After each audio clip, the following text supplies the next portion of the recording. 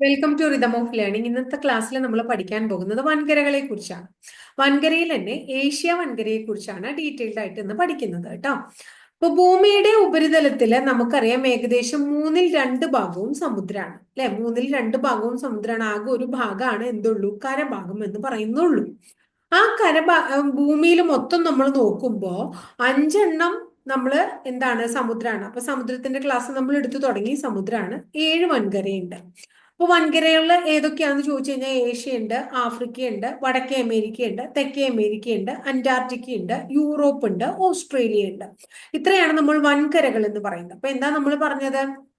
അതായത് ഭൂമി മൊത്തത്തിൽ കണക്കെടുക്കുമ്പോൾ, മൊത്തത്തിൽ ഭൂമിയുടെ ആ ഒരു അളവെടുക്കുമ്പോൾ, വിസ്തീർണം എടുക്കുമ്പോൾ ഭൂമിയുടെ മൊത്തം വിസ്തീർണത്തിന്റെ 2 ഭാഗം സമുദ്രവും ബാക്കി ഒരു ഭാഗം മാത്രമാണ്, അല്ലെങ്കിൽ 1% മാത്രമാണ് എന്തുള്ളൂ, പാർട്ട് കേട്ടോ. 3 പാർട്ടാക്കിയിട്ട് തിരിക്കുമ്പോൾ 3 പാർട്ടില് ഒരു പാർട്ട് മാത്രമാണ് കരയുള്ളത്. ബാക്കിയൊക്കെ എന്താണ്, കടലാണ് അല്ലെങ്കിൽ വെള്ളാണെന്ന് നമ്മൾ മനസ്സിലാക്കുക. ഭൂമിയിൽ 5 സമുദ്രങ്ങളും അതുപോലെ തന്നെ 7 വൻകരകളും ഉണ്ടെന്ന് മനസ്സിലാക്കുക. അപ്പൊ സമുദ്രങ്ങളുടെ ക്ലാസ് ഓൾറെഡി നമ്മൾ അപ്ലോഡ് ചെയ്ത് തുടങ്ങി. ഒരു സമുദ്രം നമ്മൾ ക്ലാസ് അപ്ലോഡ് ചെയ്തിട്ടുണ്ട്, അത് നിങ്ങൾ കണ്ടു നോക്കുക കേട്ടോ. അടുത്ത വൻകരകളാണ്. വൻകരകള് എത്ര വൻകര ഉണ്ടെന്ന് ചോദിച്ചാൽ 7 വൻകരയുണ്ട്. ഒന്ന് ഏഷ്യ, അടുത്ത ആഫ്രിക്ക, വടക്കേ അമേരിക്ക, തെക്കേ അമേരിക്ക, അന്റാർട്ടിക്ക, യൂറോപ്പ്, ഓസ്ട്രേലിയ, അങ്ങനെ 7 വൻകരകളാണ് ഉള്ളത്. അപ്പൊ അതിൽ നമ്മൾ ഇന്ന് പഠിക്കാൻ പോകുന്നത് ഏഷ്യൻ വൻകരയെ കുറിച്ചാണ്. ഏഷ്യൻ വൻകരയെ കുറിച്ച് പഠിക്കുമ്പോൾ അതിൽ ഇന്ത്യ ഉണ്ട്. പക്ഷെ ഇന്ത്യയെ കുറിച്ച് ഡീറ്റെയിൽഡ് ആയിട്ട് പറയില്ല. കാരണം ഇന്ത്യയും കേരളവും ഒക്കെ എന്താ പറയാ, ഇന്ത്യ ഫാക്സ്, കേരള ഫാക്സ് എന്നൊക്കെ പറഞ്ഞിട്ട് അങ്ങനെ ഡീറ്റെയിൽഡ് ആയിട്ട് നമുക്ക് പഠിക്കണം. അപ്പൊ മറ്റ് ഏഷ്യയിലെ മറ്റ് രാജ്യങ്ങളിൽ പ്രധാനമായിട്ട് നമുക്ക് ചോദിക്കുന്നതും അത്യാവശ്യമുള്ളതുമായിട്ടുള്ള, ഏറ്റവും പ്രധാനമായിട്ട് നിങ്ങൾ അറിഞ്ഞിരിക്കേണ്ടതായിട്ടുള്ള കുറച്ച് കാര്യങ്ങൾ മാത്രം ഉൾക്കൊള്ളിച്ചുകൊണ്ടാണ് ഈ ക്ലാസ്. അപ്പൊ ഏഷ്യയിലേക്ക് പോകാം. ഏഷ്യ ഭൂമിയുടെ ചെറുപതിപ്പ് എന്നറിയപ്പെടുന്ന വൻകരയാണ് ഏഷ്യ. ഏഷ്യയെ ഭൂമിയുടെ ചെറുപതിപ്പ് എന്ന് വിളിക്കുന്നു. വൈവിധ്യങ്ങളുടെ ഭൂഖണ്ഡം, ആത്മീയതയുടെ ഭൂഖണ്ഡം എന്നറിയപ്പെടുന്നതും ഏഷ്യ തന്നെയാണ്.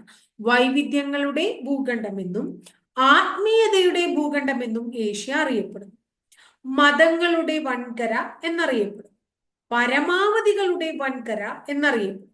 അപ്പൊ ഭൂമിയുടെ ചെറുപതിപ്പ്, മതങ്ങളുടെ വൻകര, പരമാവധികളുടെ വൻകര, വൈവിധ്യങ്ങളുടെ ഭൂഖണ്ഡം, ആത്മീയതയുടെ ഭൂഖണ്ഡം എന്നൊക്കെ അറിയപ്പെടുന്ന ഏത് തന്നെയാണ്?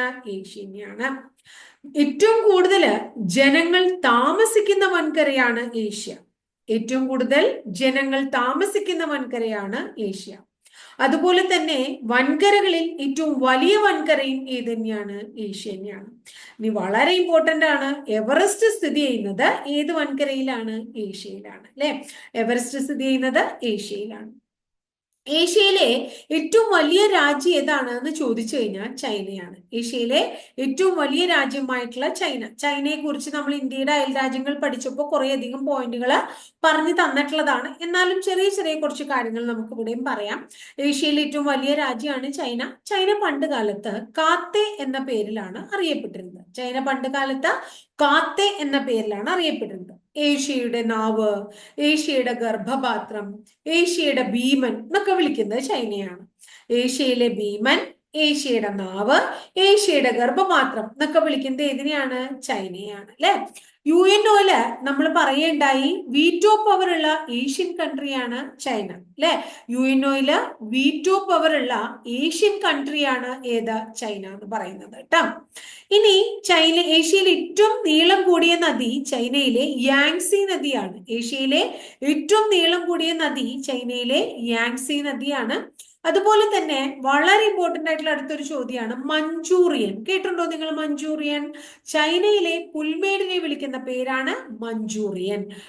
ചൈനയിലെ പുൽമേടിനെ വിളിക്കുന്ന പേരാണ് മഞ്ചൂറിയൻ. അതുപോലെ തന്നെ നെല്ല്, പരുത്തി, തേയില, പട്ട്, പുകയില, ക്യാരറ്റ്, അതുപോലെ തക്കാളി, ആപ്പിള്, മുട്ട, ഉരുളക്കിഴങ്ങ്, കോളിഫ്ലവർ ഇതൊക്കെ ഏറ്റവും കൂടുതൽ ഉൽപ്പാദിപ്പിക്കുന്നതും ചൈനയിലാണ്. നെല്ല്, പരുത്തി, തേയില, പട്ട്, പുകയില, ക്യാരറ്റ്, അതുപോലെ തക്കാളി, ആപ്പിള്, മുട്ട, ഉരുളക്കിഴങ്ങ്, കോളിഫ്ലവർ തുടങ്ങിയവ ഏറ്റവും കൂടുതൽ ഉൽപ്പാദിപ്പിക്കുന്നത് ചൈനയിലാണ് കേട്ടോ. ഇനി അടുത്തത്, ഏഷ്യയിൽ ആദ്യമായിട്ട് ഒളിമ്പിക്സിന് വേദിയായത് എവിടെ എന്ന് ചോദിച്ചു കഴിഞ്ഞാൽ ടോക്കിയോയിലാണ് അല്ലെ. ഏഷ്യയിൽ ആദ്യമായിട്ട് ഒളിമ്പിക്സിന് വേദിയായത് എവിടെ എന്ന് ചോദിച്ചു കഴിഞ്ഞാൽ ടോക്കിയോയിലാണ്. പോർച്ചുഗീസ് സംസാര ഭാഷയുള്ള ഏഷ്യയിലെ ഏക രാജ്യമാണ് കിഴക്കൻ തിമൂർ. പോർച്ചുഗീസ് സംസാര ഭാഷയുള്ള ഏഷ്യയിലെ ഏക രാജ്യമാണ് കിഴക്കൻ തിമൂർ. കിഴക്കൻ തിമൂർ സ്വാതന്ത്ര്യം നേടിയത് ഇന്തോനേഷ്യയിൽ നിന്നാണ്. അപ്പൊ ഇന്തോനേഷ്യയിൽ നിന്ന് സ്വാതന്ത്ര്യം നേടിയ രാജ്യമാണ് കിഴക്കൻ തിമൂർ. കിഴക്കൻ തിമൂറിന്റെ പ്രത്യേകത എന്താണ്? പോർച്ചുഗീസ് സംസാര ഭാഷയുള്ള ഏഷ്യയിലെ ഏക രാജ്യമാണ് ഇത് കിഴക്കൻ തിമൂർ. കോളനി വൽക്കരിക്കപ്പെടാത്ത ഏക ഏഷ്യൻ രാജ്യം ഏതാന്ന് ചോദിച്ചാൽ തായ്ലൻഡ് ആണ്. കോളനി വൽക്കരിക്കപ്പെടാത്ത ഏക ഏഷ്യൻ രാജ്യമാണ് തായ്ലൻഡ്. ഇനി വെള്ളാനകളുടെ നാട് എന്ന് വിളിക്കുന്നത് ഏതിനെയാണ്? പരീക്ഷയ്ക്ക് പലപ്പോഴും ചോദിച്ചിട്ടുണ്ട് തായ്ലൻഡിനെയാണ്. വെള്ളാനകളുടെ നാട് ഒരു സിനിമയുണ്ട് അല്ലേ? വെള്ളാനകളുടെ നാട് എന്ന് വിളിക്കുന്നു തായ്ലൻഡിനെ. 1000 പുഞ്ചിരിയുടെ നാട് എന്ന് വിളിക്കുന്നതും തായ്ലൻഡിനെയാണ്. വെള്ളാനകളുടെ നാടെന്നും 1000 പുഞ്ചിരിയുടെ നാടെന്നും തായ്ലൻഡിനെ വിളിക്കുന്നുണ്ട്. ഈ തായ്ലൻഡിന്റെ ദേശീയ പുഷ്പമാണ് കണിക്കൊന്ന. തായ്ലൻഡിന്റെ ദേശീയ പുഷ്പമാണ് കണിക്കൊന്ന. അടുത്ത ചോദ്യം, ലോകത്തിലെ ഏറ്റവും വലിയ ആരാധനാലയം എവിടെയാണെന്ന് ചോദിച്ചു കഴിഞ്ഞാൽ അത് കംബോഡിയയിലാണ്. കംബോഡിയയിലെ ക്ഷേത്രത്തിന്റെ പേര് അങ്കോർവത് ക്ഷേത്രം എന്നാണ്. അപ്പൊ ലോകത്തിലെ ഏറ്റവും വലിയ ആരാധനാലയം കംബോഡിയയിലെ അങ്കോർവത് ക്ഷേത്രമാണ്. അടുത്തത് ഏഷ്യൻ നോബൽ പ്രൈസ്. നമ്മൾ പഠിച്ചിട്ടുള്ളതാണ്. നോബൽ പ്രൈസ് പഠിച്ചപ്പോ ഏഷ്യൻ നോബൽ പ്രൈസ് എന്ന് പറയുന്നത് മാക്സസെ അവാർഡാണ്. അത് നൽകുന്നത് ഫിലിപ്പൈൻസ് ആണ്. ഏഷ്യയിലെ തന്നെ ഏക കത്തോലിക്ക രാജ്യം എന്നറിയപ്പെടുന്നത് ഫിലിപ്പൈൻസ് ആണ്. ഏഷ്യയിലെ തന്നെ ഏക കത്തോലിക്ക രാജ്യം എന്നറിയപ്പെടുന്നത് ഏതാണ്? ഫിലിപ്പൈൻസ് ആണ്. ഏഷ്യയില് ഹരിത വിപ്ലവം ആദ്യമായിട്ട് ആരംഭിച്ച രാജ്യവും ഫിലിപ്പൈൻസ് ആണ്. ഈ ഫിലിപ്പൈൻസിന്റെ തലസ്ഥാനം മനിലയാണ്. ഈ മനിലയിലാണ് ഏഷ്യൻ ഡെവലപ്മെന്റ് ബാങ്കിന്റെ ആസ്ഥാനം, ഏഷ്യ പസഫിക് പോസ്റ്റൽ യൂണിയൻ അഥവാ അപ്പുവിന്റെ ആസ്ഥാനം, ലോക നെല്ല് ഗവേഷണ കേന്ദ്രത്തിന്റെ ആസ്ഥാനം. അപ്പൊ മനിലയിൽ എന്തൊക്കെ ഹെഡ്ക്വാർട്ടേഴ്സ് ഉണ്ട്?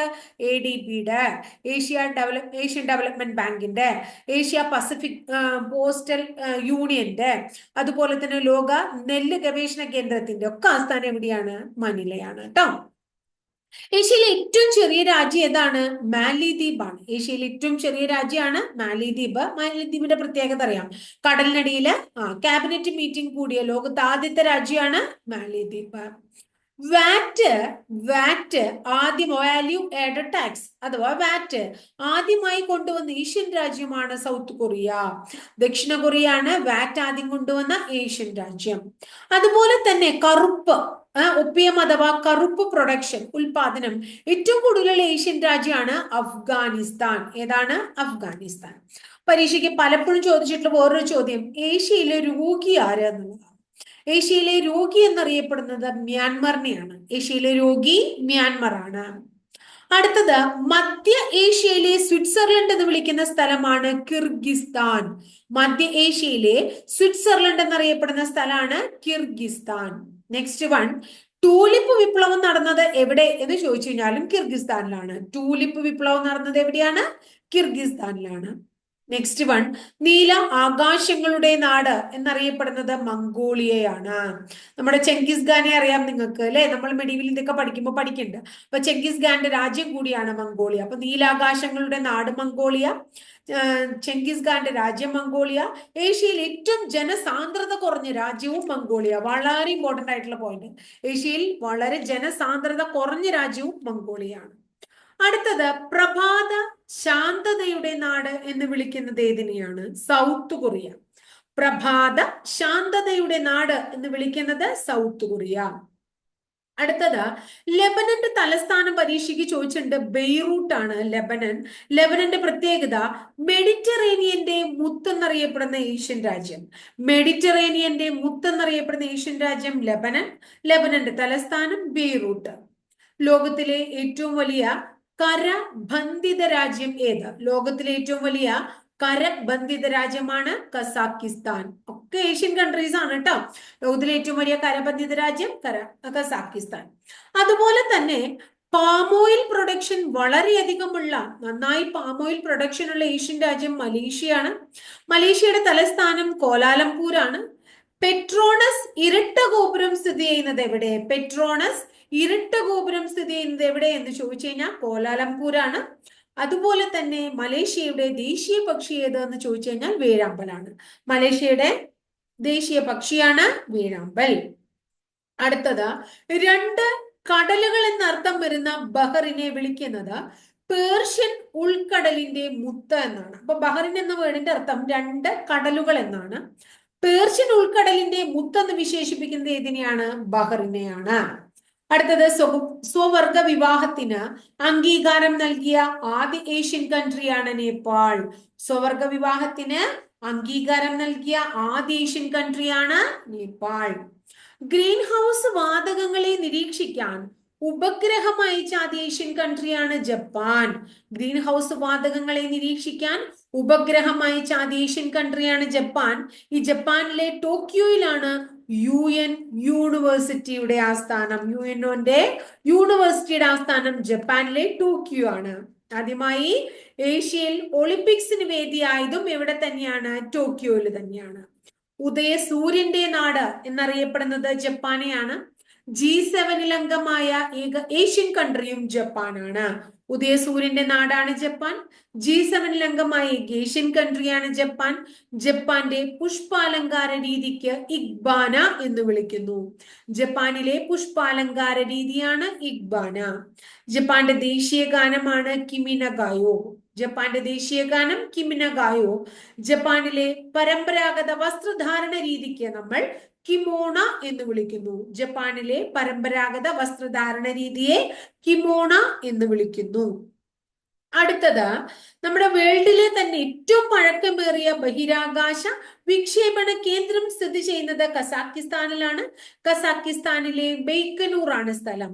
അപ്പൊ വേൾഡിലെ ഏറ്റവും പഴക്കമേറിയ ബഹിരാകാശ വിക്ഷേപണ കേന്ദ്രം ബൈക്കനൂർ ആണ്, കസാക്കിസ്ഥാനാണ്. ഇനി ഇസ്രായേൽ ആണ്. ഇസ്രായേൽ വേൾഡിലേക ജൂതരാഷ്ട്രമാണ്. വേൾഡിലേക ജൂതരാഷ്ട്രം എന്നറിയപ്പെടുന്നത് ഇസ്രായേൽ ആണ്. അപ്പൊ നമ്മൾ ക്രിസ്തുമതത്തെ കുറിച്ച് ഒന്ന് പഠിക്കണം. ക്രിസ്തുമതം ദേശീയ മതമാക്കി മാറ്റിയ വേൾഡിലെ ആദ്യ രാജ്യം അർമേനിയയാണ്. ക്രിസ്തുമതം ദേശീയ മതമാക്കി മാറ്റിയ വേൾഡിലെ ആദ്യത്തെ രാജ്യം അർമേനിയയാണ്. അടുത്ത നിങ്ങൾക്ക് അറിയുന്നതാണ്, വളരെ സിമ്പിൾ ആണ്. ലോകത്തെ ഏറ്റവും ഉയരം കൂടിയ കെട്ടിടം ഏതാണ്? ദുബായിലെ ബുർജ് ഖലീഫയാണ്. അതുപോലെ തന്നെ റോസ് റവല്യൂഷൻ പരീക്ഷയ്ക്ക് ചോദിച്ചിട്ടുണ്ട്. റോസ് റവല്യൂഷൻ നടക്കുന്നത് എവിടെയാണ്? ജോർജിയയിലാണ്. Rose revolution Georgia. ഇന്ത്യയെ കുറിച്ച് നമ്മൾ പറയണില്ലേ? അതൊക്കെ നമുക്കറിയാം. പൊതു തെരഞ്ഞെടുപ്പിന്റെ കാര്യം, റാംബോജി റാവു ഫിലിം സൊസൈറ്റിയുടെ കാര്യം, അതൊക്കെയാണ് കുറെ അധികം ചോദിച്ചു കണ്ടാണ്. അതൊക്കെ നമ്മൾ ഇന്ത്യ ഫാക്ട്സ് പഠിക്കുമ്പോൾ ക്ലിയർ ആയിട്ട് പഠിച്ചു പോകുന്ന കാര്യങ്ങളാണ്. അപ്പൊ ഇന്ത്യയെ കുറിച്ച് പറയുകയാണെങ്കിൽ ഇന്ന് പറഞ്ഞു തീരില്ല, ഒരു 5 ക്ലാസ് പറഞ്ഞു കഴിയേണ്ടി വരും. പക്ഷെ വേൾഡ് ആവുമ്പോൾ നമുക്ക് അത്രയ്ക്കധികം പഠിക്കാനില്ല എന്നുള്ളത് കൊണ്ടാണ് വേൾഡ് വളരെ ചുരുക്കി നമുക്ക് ഏഷ്യ പറയാൻ പറ്റിയത്. അപ്പൊ അതുപോലെ തന്നെ ഇനി ഓരോ വൻകരകളെ കുറിച്ചും പ്രധാനപ്പെട്ട വൻകരയുമായിട്ട് റിലേറ്റഡ് ആയിട്ട് നമുക്ക് കൂടുതൽ പഠിക്കാനുള്ളത് കൊണ്ട് ഓരോ വൻകര ഓരോ ക്ലാസ്സിലായിട്ട് പഠിക്കാം. അപ്പൊ നമുക്ക് അതങ്ങോട്ട് പഠിച്ചങ്ങോട്ട് ഭംഗിയായിട്ട് അവസാനിക്കാനായിട്ട് പറ്റും. നമ്മളൊരു മഹാസമുദ്രത്തിന്റെ ക്ലാസ് അപ്ലോഡ് ചെയ്തിട്ടുണ്ട്. പസഫിക് സമുദ്രം, അതുപോലെ തന്നെ ഏഷ്യ ഭൂഖണ്ഡവും. അപ്പൊ അങ്ങനെ നമ്മൾ വേൾഡ് ജോഗ്രഫി തുടങ്ങിയിരിക്കുകയാണ്. അപ്പൊ വേൾഡ് ജോഗ്രഫി അങ്ങനെ നമ്മൾ ഓരോരോ ഭാഗങ്ങൾ പഠിച്ച് അവസാനിപ്പിക്കും. ഇപ്പൊ കേരളത്തിലെ ജോഗ്രഫിയും കേരള ഹിസ്റ്ററിയും അതുപോലെ തന്നെ കേരളത്തിന്റെ നമ്മുടെ കുറെ എന്താ പറയുന്നത് വിപ്ലവങ്ങൾ നടന്നത്, ഇതൊക്കെ നമ്മൾ ഓൾറെഡി പഠിച്ചു കഴിഞ്ഞു അല്ലെ. അപ്പൊ അതുപോലെ തന്നെ ഇനി അടുത്ത വേൾഡ് ജോഗ്രഫി പഠിക്കുകയാണ്. അപ്പൊ അതിന്റെ ഇടയിൽ ഇനി കേരള റിനൈസൻസ് കുറച്ച് ടോപ്പിക് ആഡ് ചെയ്യാണ്ട് അതും കൂടെ നമ്മൾ സൈഡിൽ കൂടെ ആഡ് ചെയ്യും. അത് മുസ്ലിം റിനൈസൻസും അതുപോലെ തന്നെ വുമൺ ലീഡേഴ്സ് ഒക്കെ നമ്മൾ അപ്ലോഡ് ചെയ്തിട്ടുണ്ട്. അതൊക്കെ നിങ്ങൾ പഠിക്കുക കേട്ടോ. അപ്പൊ എന്റെ ക്ലാസ് ഇഷ്ടപ്പെട്ടു വെച്ചാൽ ഒന്ന് ലൈക്ക് ചെയ്തോളൂ കേട്ടോ. അതുപോലെ ആദ്യമായിട്ട് ചാനൽ കാണുന്ന കുട്ടികളാണെങ്കിൽ ചാനൽ ഒന്ന് സബ്സ്ക്രൈബ് ചെയ്യുക. അപ്പൊ ഞാൻ ഓരോ ദിവസം അപ്ലോഡ് ചെയ്യുന്ന വീഡിയോസ് കൃത്യമായിട്ട് നോട്ടിഫിക്കേഷൻ രൂപത്തിൽ ലഭിക്കും. അതുപോലെ ഇഷ്ടപ്പെട്ട ക്ലാസ്സുകൾ നിങ്ങളുടെ കൂട്ടുകാർക്ക് ഒന്ന് ഷെയർ ചെയ്ത് കൊടുക്കുകയും ചെയ്യുക. അപ്പൊ അടുത്ത ദിവസം വളരെ നല്ലൊരു ടോപ്പിക്കുമായി നമുക്ക് വീണ്ടും കാണാം കേട്ടോ.